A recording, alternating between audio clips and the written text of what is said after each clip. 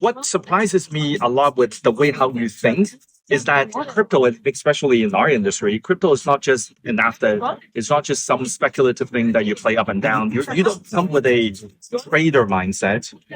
You come with a mindset in terms of how do you actually build a token economy, whether it is RWAs that you're focusing on now, but also the broader kind of crypto digital asset economy. How was there a transition coming from like an economist background and then now going into this game? Because I tell you, right, like we talk about this a lot.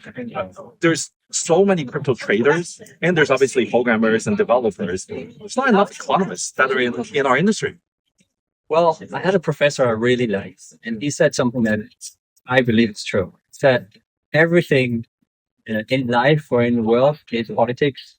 If it's not politics, it's economics.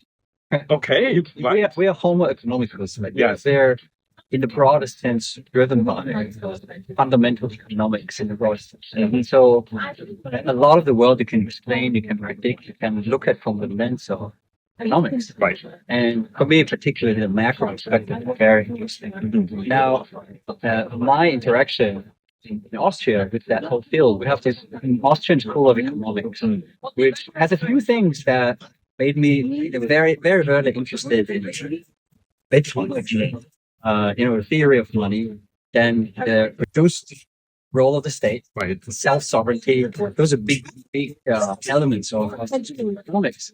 Now, to my detriment, I was not enough of a trader to action that early on Bitcoin, but it was a very interesting space. And so how I look at this today is actually from the perspective of market infrastructure. What does market infrastructure do to financial services and to financial services centers broadly the economy?